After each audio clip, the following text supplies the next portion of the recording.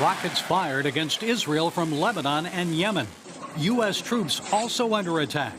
The Iranian regime continues to wage war indirectly in the Middle East through a network of proxy militias. For Iran, it's all about plausible deniability. The Islamic regime can claim it's not behind or involved in these attacks, all the while calling for death to the Zionists and America. It's important to know how far these Iranian tentacles reach throughout the region. Among them include the Houthis, a tribe of Shiite Muslims out of Yemen. This homegrown militia calls itself Ansarullah, the Fighters of Allah. Through Iranian support, the Houthis have greatly multiplied from about 2,000 armed fighters in 2005 to as many as 120,000 today. Like Hamas, it depends on the Iranians for its military abilities, for its hardware, for its missiles, for its rockets, for its weaponry. The Houthis in Yemen are one of the clients that the Iranians like to switch on and off when they want to attack an enemy country without being held directly responsible for it. In 2019, Houthis launched a massive drone attack, targeting the world's largest oil processing facility in Saudi Arabia. Since the October 7th attack, the Saudis, United Arab Emirates, and United States have shot down Houthi missiles and drones headed for Israel. A greater threat than this group comes from South Lebanon, where Hezbollah has more than 150,000 rockets ready to launch en masse against Israel. Created and supported by the Iranian Revolutionary Guard, Hezbollah also controls the Lebanese government.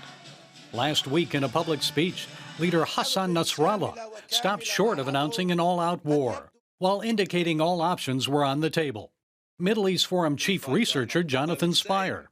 Iran has yet to instruct Hezbollah to really plunge into total involvement in the war and open a second front. They're trying to kind of distract attention from Israel with this drip of consistent attacks each day. Spire believes the presence of the USS Gerald Ford carrier strike group in the region, combined with Israeli military power, is currently deterring greater involvement.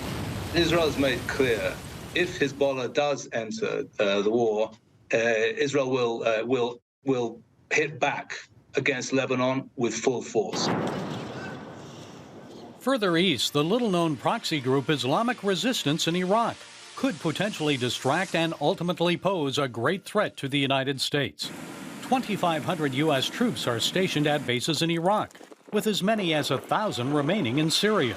Their presence is designed to limit influence from Russia and Iran in the region.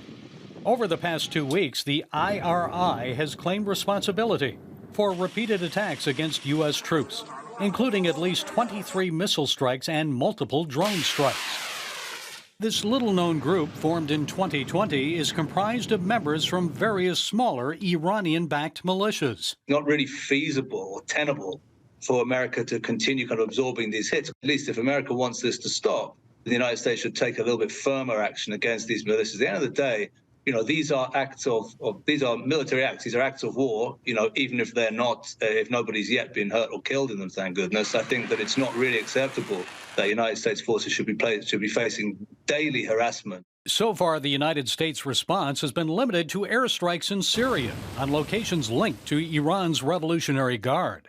Greater steps against these proxies or their boss could come in various forms, including more severe oil sanctions or even strikes inside Iran. Military leaders, however, realize that either action could successfully result in deterrence or an escalation that possibly leads to a much bigger war. Gary Lane, CBN News.